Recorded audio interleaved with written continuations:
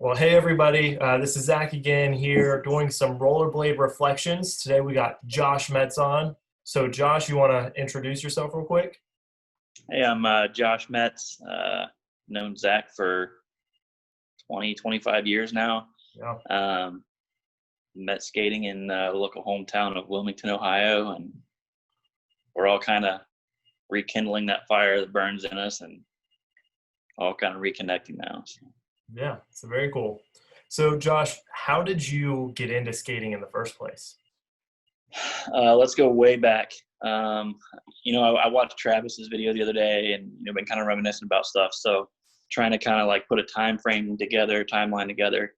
1993, I want to say, is when I got my first pair of skates. Yeah. They were a pair of Veriflex Blazes, and I think, in like third grade. I begged and begged and begged for them. My mom got them for me, and I went outside. And like 3 minutes later, I came up to the front door, and I was like, "I hate these things. I can't do this." And she's like, "You get your butt back outside, and you will learn how to do this." Yeah, So in 1993, I was, just learning how to do stuff. And a few years later, I kept doing it, just like rec stuff.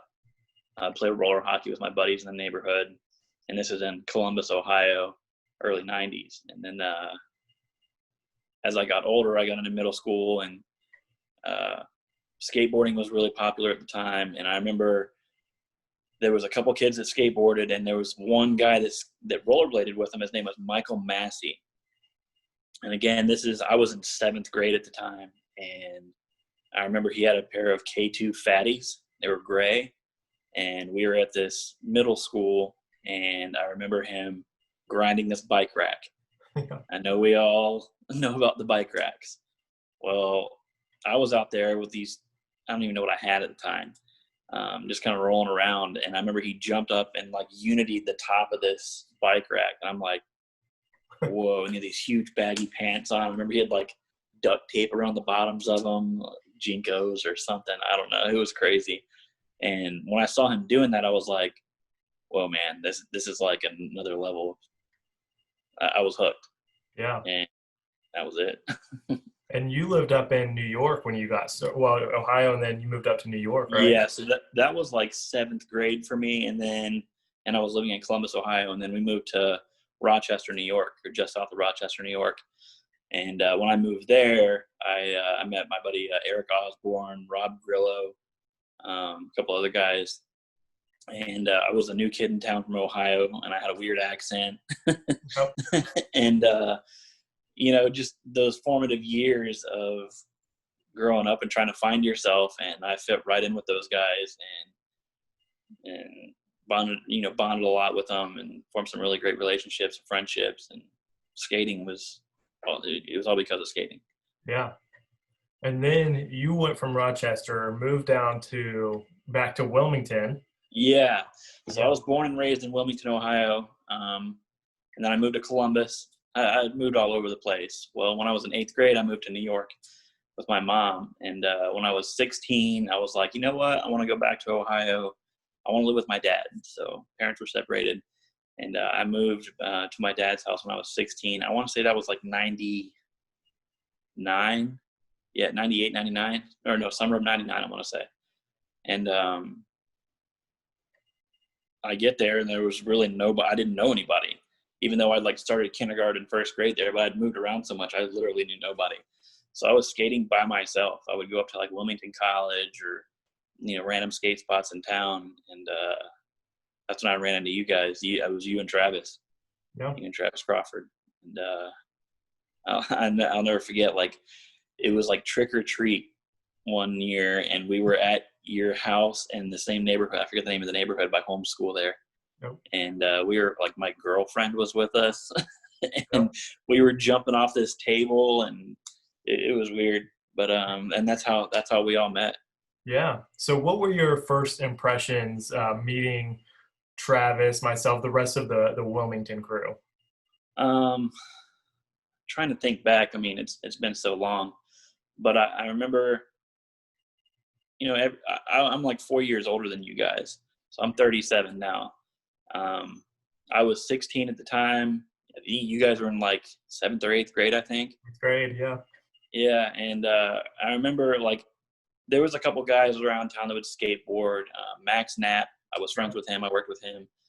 I think I ran into John Cropper, his older brother Aaron, Yep. and those guys were like street skating and stuff, and those guys were cool. But when I met you guys, I was like, okay, rollerblading, that's it. Like these are the only guys I know, and apparently we're the only ones really doing it at that time. And I remember thinking to myself, I'm like, okay, I'm older than these guys, but I don't like hanging out with the people that are my age because they're all wanting to like party and doing stuff that I wasn't really into. I should say I'm not gonna like say what they were all into, but you know what I mean. It's just I wasn't into doing all that stuff. My passion was skating. Yeah. And I met you guys, and I could kind of tell that was in a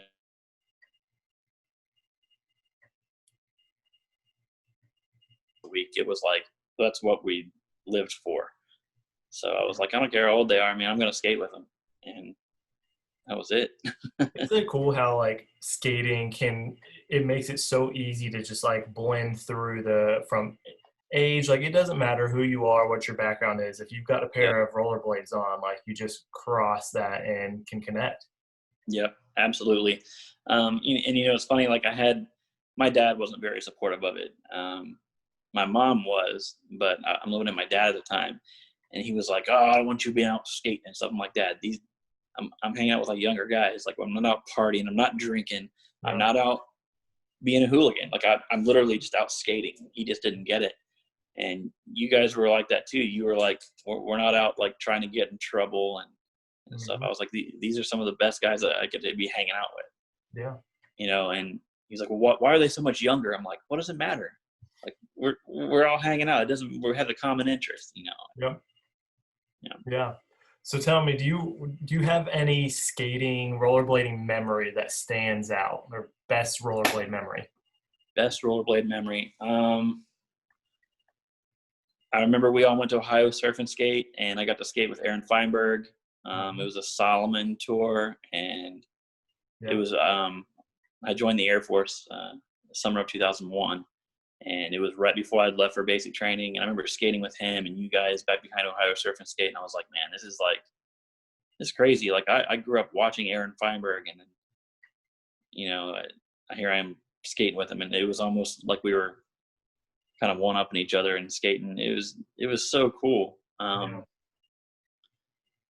Going to different places with you guys, especially like as we all kind of like progressed, and you guys really progressed, and I'm like, oh man, I'm like not as good as these guys. Just watching you guys really and seeing how fast it happened, because I mean I started like aggressive skating in 96, 97. And you guys started way after me, and then all of a sudden it was like overnight. You guys, just watching you guys and how much you guys grew, that was a big thing for me. Just watching that. As far as tricks and stuff, it all kind of blends together. Broke my wrist once. I was at the the Denver hotel, whatever. I was like jumping this brick wall, and I fell and broke my wrist, and I like forced myself to keep trying until I landed. I think I was doing like a 540 over a ledge or something. Yeah. And then you sent me that video the other day, that outspin soul on the kink rail. I'd totally forgotten about that, and I saw that. I'm like, I did that. I mean, yeah. Pretty cool. I was thinking, I actually think you might have been gone. You might have been in the Air Force, and I think you actually came back and were visiting or something. And like, it might have been that you hadn't skated in like potentially years. And you put on those skates, and we were skating with Ben Schwab. He came into town. And we were skating that rail, and you just like, you might even have just like seen us skating, driving past, and like hopped out, and then you just like outspin the biggest rail in town. No big deal. Whatever. just huck myself. I remember I came home on leave a couple times, and we went to that school where like Ben was at, and like videos of Brain Fear Gone, like Omar and all those guys skating. I remember going there. I got a flat tire there in my Ford Explorer, I think.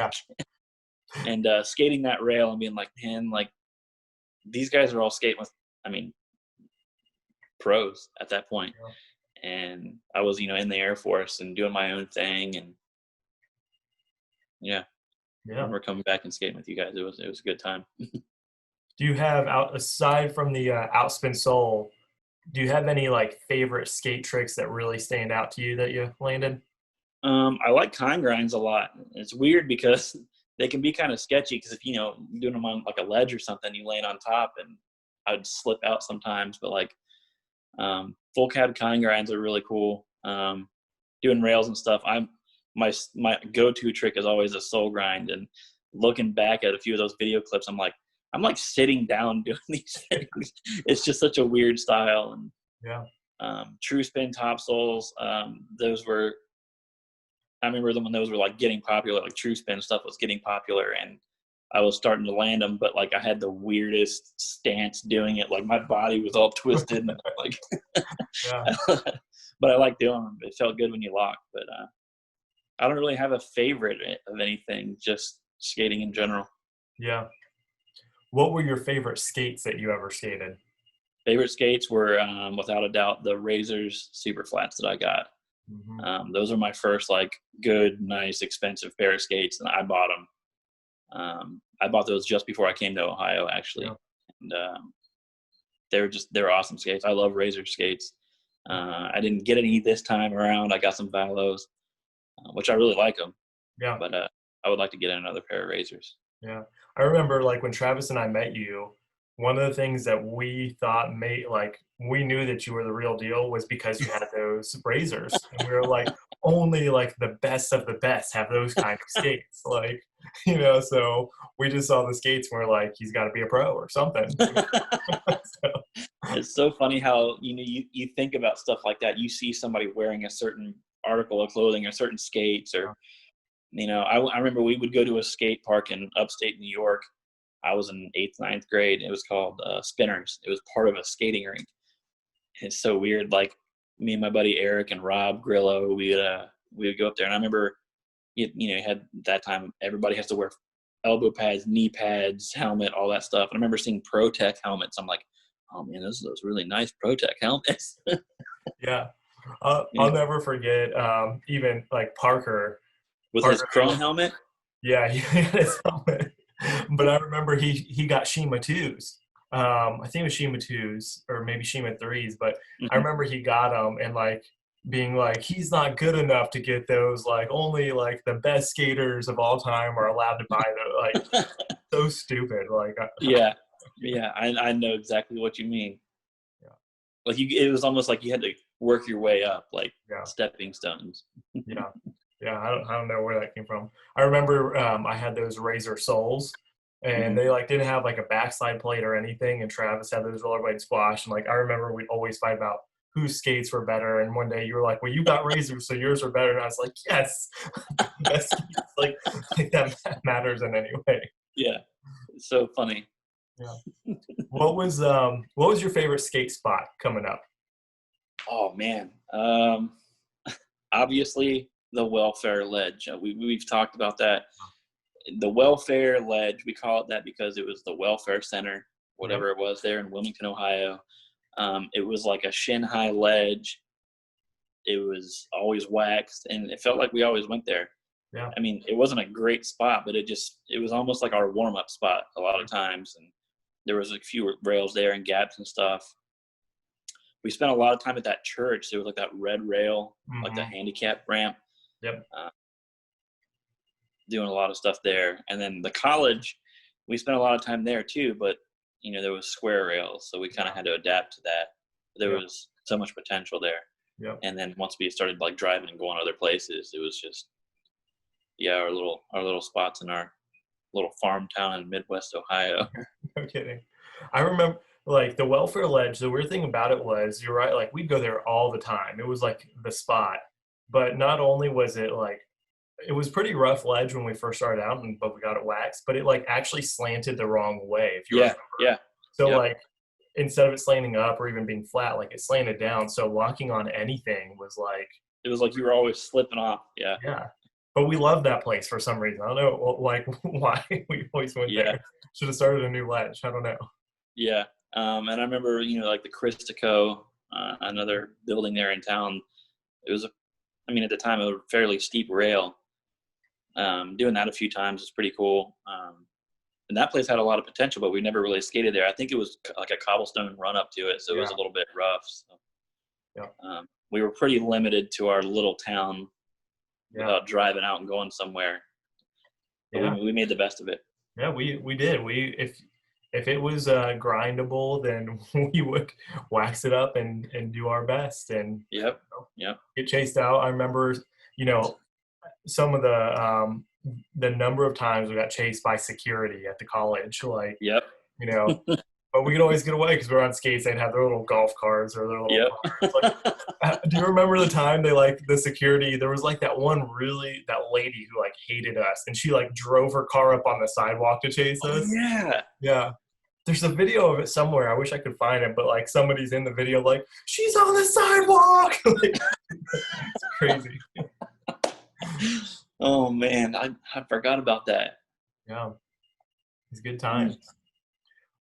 We've kind of been talking a little bit about this, but, specifically, what was it like being a skater in a small Midwestern town? In Ohio, it was a little bit different because I'll do a comparison. So living in New York, the school I went to was, it was a conglomerate of middle class, upper class, lower middle class people. When I showed up there in 8th grade, people were like, "Who are you?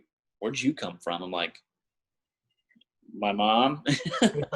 So, and then I started immediately, I got into the skater crowd, and a lot of people up there really didn't accept it as much. So it was almost like you were shunned, like, "Oh, you're one of them skater punks," or this or that or whatever.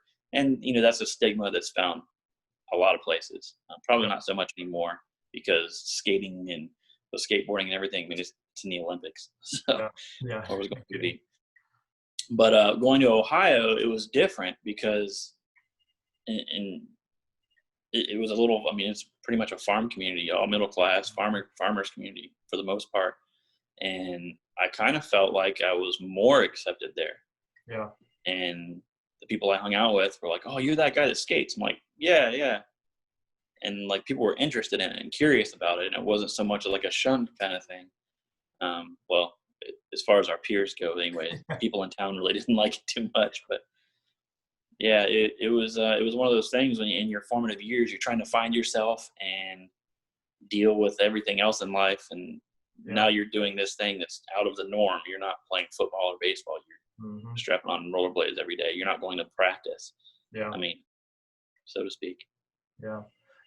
I think about that a lot with skating and like organized sports, because you're right. Like there wasn't practice. There wasn't like a regimen. There wasn't like a season. There wasn't any of that stuff in skating. But you think about it, we put in more hours, more practice, and it was 100% self-motivation. Like we didn't have a coach saying, "Get better, spend the time," or any of that. We didn't have a coach coming to us like when we'd fall and get hurt, being like, "You need to recover and get through it." Like we just self-motivated to spend the hours, countless hours, and put in the effort to grow. Thousands of hours. It's so funny you say that. I thought the same thing.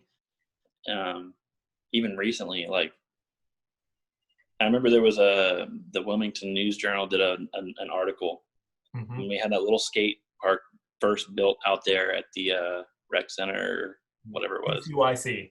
The CCYC. Oh man, Clinton County Youth Center.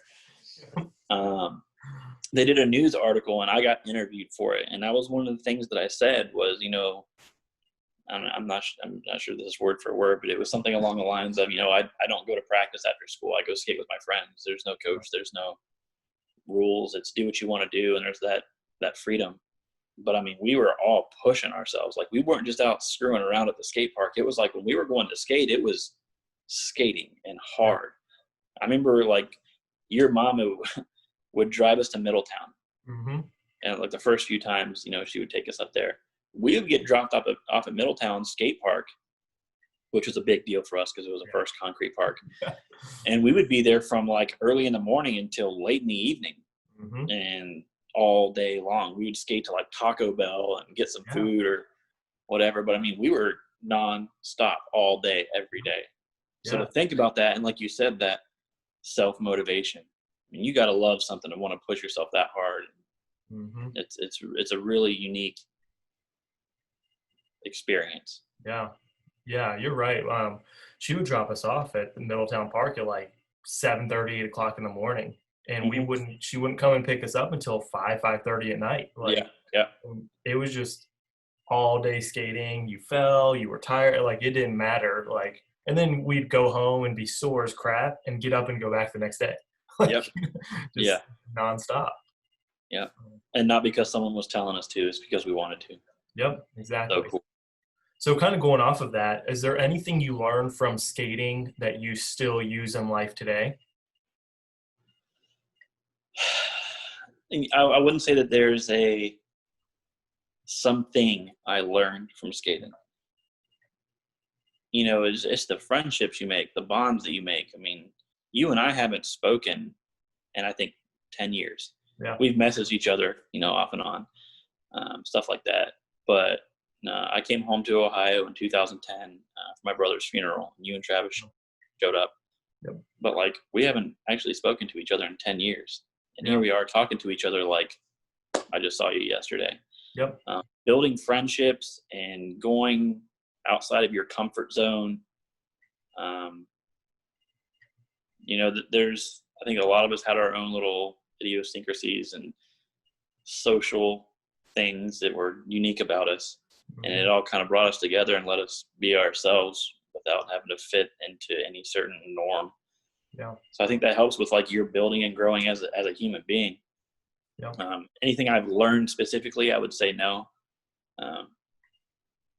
Maybe how to dress a few wounds. Always hydrate. I remember we were at Middletown one day. I don't know if you were with me or not, but I think Brian Ford was with me. And it was hot, and I had sat down on one of the ledges there to take a break, and I wanted to stand up, and I fell over because both of my hamstrings locked up at the same time, just being dehydrated. So just stupid stuff like that, but nothing in particular. Yeah, it's little stuff. Cool. Well, I've got two more questions, but before we do that, I'm going to pull up some footage, an old video that I've got here, see if it triggers any memories or any commentary you might have as we go through. Sound good? All right. All right. Cool. Can you see this here? Oh, yeah. All right. So just teeing this up for anyone who's watching. This isn't even an edited video. This is like raw VHS footage. Oh, the VHS. Like I'm wearing a Senate t-shirt. Yep. So we'll any commentary you got, like I said, just throw it out. All right. Well, one, I'm like 100 pounds lighter. That's my car. It's a 1987 Toyota Tercel, and we would drive all over the place in that thing. And Travis, I had these fuzzy seat covers, and Travis would always be like picking the fuzz off of them. You can see my Discman like Velcroed to the dashboard. We would roll around listening to like DMX and. I still have that like rap hits CD that you used to play. I had like Juvenile, DMX, like all just Juvenile. Oh my goodness.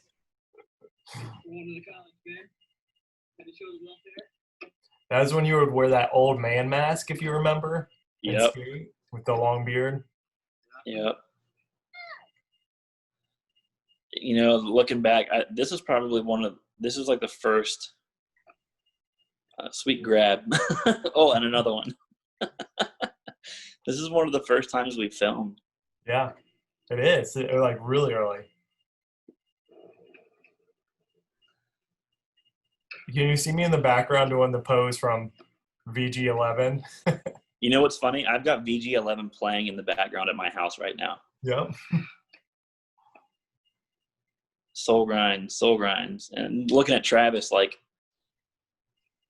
I remember seeing him like being so little, but he would still like, there's that table. Holy crap, dude. Oh man. That's the park where there's an actual skate park now. Yeah, I know. It's crazy. That's at Holmes Elementary with a bike rack. Yeah. My skates were like a size 11 Rosie's, and like I don't even wear a size 11 today. I have no idea why. Were they blue? They're white, with White. like blue, I think blue soles or something. Okay, yeah. April 29th, 2000. I mean, this is over 20 years ago. Yeah. And it brings back, there's the skate park, the Yeah. Smith Park, Tyler Grove. Like, it's so funny. This is so blurry, and trying to like figure out where we are and what we were doing. Like, that's me right there. Yep. That's me. Yep. Backside Nugans, I like those. Christico. Yeah, and I almost, yeah. That's so cool, man. It's so funny. Like, what I was saying is, I can tell to this day who is skating without seeing their face. Like, obviously we know Travis because he was little. Yep. But like Tyler Grove's style, Yep. Boug's style, Garrett's style, yours, Travis's. You know, I can tell who's skating to this day. Like, just seeing them off in the distance. It's, you just spend so much time with each other. You remember that kind of stuff. It's so weird. Yeah. I'll never forget all the like riding around in your car. That's when I thought like I was like the coolest. I would, because you had a car. We were like 13 or something, and like to know someone that had a car and like could drive us around and all that stuff. And like you said, even when I bought my first car when I finally turned 16, I went and got the same, like if you remember, I got like cheetah skin, like fuzzy, like car seat covers. Yep. Just trying to do the same thing. I would get those air fresheners that you had. Like all I was trying to do was be the new Josh. That's cool, man. At the time, I didn't really, I was 16, 17 years old. I didn't really think about it. I was just skating with my friends. Yeah. But like, I didn't realize until like I saw Travis's video last week or a few days ago. I was like, man, these guys like looked up to me when they first met me. It feels pretty good, like, because I know how it felt looking up to people that, I idolized, so to speak. Not the right word, but loved watching skate in our skate videos. And then you guys were talking about me like being some like legend or something. I'm like, really? Yeah. I'm just a normal guy. Yeah, that's how we saw it. You were older. You had the Razor super flats. Like, you hit the Christico rail. Like, you were obviously professional. So yeah, obviously. It's funny. I did do a few competitions when I lived in New York. They were like in a parking lot with like ramps that people brought and sponsored by like the local skate shop. There was a few competitions and stuff that we did, but there was no sponsorships or anything. That's not why we skated. Yeah. And you taught us a lot. If you heard Travis and I were talking about, like, we had no idea because we were in that small town in Midwestern Ohio. Nobody else skated. Like, we had no access to skate culture. Like, we saw Brink on Disney. Oh yeah. We saw like I think he had a box magazine, but like I remember you came in and taught us like what's a top side, what's a fish brain, a nougat, like, and you were teaching us all those basics, and really you introduced us to skate culture. And we had no clue. We literally, like, in that little clip that was there at the end, Travis does like a Mizu to Makio to soul grind, and like he thought he invented the idea of changing grinds because we didn't know. Like, we had no idea. And that's part of it, though. Seeing and honestly, when I first started, when I was young, skating bike racks and stuff, when I lived still in Columbus, Ohio, before going to New York, I would look at my friends' magazines, like Box, maybe Daily Bread. I can't remember what they were, like seeing pictures. Yeah, Team Paradise, and looking at these like little bios on people, or like someone skating whatever, and I'm like Randy Spicer and Arlo Eisenberg and guys like that, and I'm like, okay, we know what the basic front side grind is, and I'm sure you did the same thing, like sitting there staring at pages in magazines, like analyzing. Okay, he's got his foot locked in here and like this, trying to figure it out because we didn't have access to it. Yeah. My first skate video was when I moved to New York, and I had a friend named Evan Sutorius, and he had the K2 Fatty Pros, the red ones. he didn't skate as much as us, as me and my friend Eric Osborne and Rob Grillo. But he let me borrow a skate video called Some Free Advice. And I wore that thing out. Yeah. So like just trying to learn all this stuff, and Yeah. I'm kind of getting off on a tangent here, but like, trying to figure it out. Yeah. Yeah. We're all in. And then I bought VG11 and that was it. Like we wore that out. Yeah. We would watch that so much in that basement at my house, and then go out, like you said, skate in the driveway, jump off tables, or like whatever we could find. And but yeah, it was a great way to grow up at the end of the day. Absolutely. Cool. Well, last two questions I got for you. First one, where are you at now? Tell us what you up to and all that kind of stuff. Catch us up. You want my whole life story or just what I'm doing now? Whatever you got in a quick recap. Okay, quick recap. I left Ohio in 2001, right after September 11th, joined the Air Force, traveled the world, did a bunch of different career fields within that. And then in 2016, after 15 years, I got out and moved here to North Carolina, where my wife's from. I have two little boys. One is 11 and one is 5.5, Henry and Connor. They're not with me right now. No, they're with their mom. So I live down here in North Carolina, and I'm a maintenance technician. I work on robotics and machinery and all kinds of stuff. Yeah. And I'm 37 years old, trying to get back in shape and starting to skate again, and it feels really good. Yeah. Yeah. It's good just to get outside, just to roll. It really is. I went out, I sent you some pictures and videos. A few days ago, I found a concrete park. I drove 70 miles to get to this concrete park at 5 o'clock in the morning. And I'm the only person there, and I'm like laying down, stretching and stuff. Mm-hmm. And I'm pouring sweat. And I'm like, God, my muscles forgot what to do. But it feels so good to get out and roll again. And it's a good feeling. I was at the skate park the other day, and there was like these little kids there, like on skateboards and bikes, and I'm like dripping sweat. And one of them was like, "How come you sweat so much?" I'm like, "Cause I'm old." Like, I can barely move. Because I'm old. Yeah. Well, and that takes us into the last part I got for you. What advice would you have to any kid, any up-and-comer, newcomer to rollerblading? What would you say to them? It depends on the situation, how you meet them, but this kind of ties in our whole thing. When we started, we didn't have anything. We had a magazine, a singular magazine to look at pictures and figure it out. With social media and Facebook and Instagram and TikTok and everything else, and access like that to anything you want to know. Yeah. I'm part of a few skate groups on Facebook, and there's people on there all the time. Like, there's a lot of girls getting into it, I've noticed, and they're like, "Man, I can't do this. I just feel like I can barely stand up." It's like, take your time. Yeah. Your muscles have to get used to it. You can go out and run all day long, but skating is a different muscle group. So just take your time. You're not going to get it overnight. Yeah. Watch videos. Support the whole culture. Yeah. Support each other. I think we're one big family at the end of the day. Mm-hmm. From everybody across the world. I mean, I've watched so many videos here recently where people in different countries, different cities, whatever, posting up videos on YouTube and on different social media. And we all have that same kind of mindset and supporting each other. And I think that's a big thing. And if this is going to reemerge, which it looks like it is, I mean, there's worldwide shortages on skates, roller skates, rollerblades right now. So like, it's kind of coming back. I don't think it'll ever be as big as it once was, but it's really cool that it's coming back, and there's still people out there pushing it. Yeah.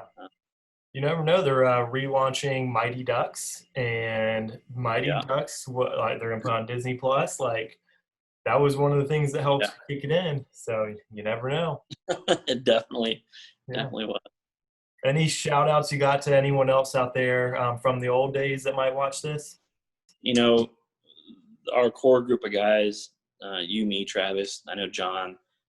There's a lot of guys that came on later on. Like, I remember skating with Ben Schwab, and I know that was like after my time. I'd gone away for the Air Force, but I remember I came home and skating with like Ben Schwab. Yeah. Like, it's cool. Like, looking at him now, I'm like, oh, cool. Just our core group of guys. Yeah. It's good talking to you all again. It feels Yeah. really, really good. 1911-8 forever. 1911-8. Which, by the way, I will never forget when like Travis, Bouge, and I came up with like the name 1911-8. Because we saw it in Middletown. Everyone had their crews, which most people's crew were like their area code, and that's where the numbers were coming from. Like, so, but we didn't know that. So we were like, what's a cool name? Like 19 is S in the alphabet, 11 is K, and then 8 for 8. And I remember when I told you at the CCYC, we're like, we got a name, 1911-8, you want to be a part of it? And you're like, 19, 10,000 numbers, what is this crap? Oh, man. Yeah. Oh, man. We had no idea. That's funny. But it stuck. So yeah, I like it. And I remember didn't Garrett have like a personalized license plate or something? I did. I got a personalized license plate. I thought it was Garrett's car. I think Garrett might have got one too later on. Okay. Yeah, cool. Well, that's all I got for you, man. I really appreciate you taking the time to walk down memory lane with me. And I think it's cool just to connect and relive this stuff, document it. And, it's part of all of our histories and our lives. Yeah. And one day when Gwen and Emmy, they're 4 and 2 now, but when they're older, I want them to be able to look back the same way I'm sure that you want, Connor and Henry to be able to look back and kind of know what their dad was about and, all that stuff. Yeah, absolutely. And to tie into that, I've been showing them justified disobedience and defeating improbability. My 11-year-old son has favorite skaters. Yeah. It's Zach and Travis. How cool is that, man? Like, my kids are looking up to my friends as like, oh, man, that was so cool. Oh, Travis broke his arm. Like, it's so cool, man. It's all kind of like coming full circle. Like, my oldest son is almost the same age as you guys where we started skating. It's really neat. It's really neat. Yeah. Awesome. Well, appreciate the time. And hopefully you and I get to see each other soon in Ohio. Yeah. Hopefully I've got a few things going on, but I'm really going to try to be back there. So maybe we can do some other footage or whatever. Yeah. Cool. I'll film. You can skate. Yeah. I'll try. Yeah. All right, Josh. Well, have a good rest of your afternoon, and we'll you too. stay in touch through Instagram on the DMs. All right. Later, buddy. All right.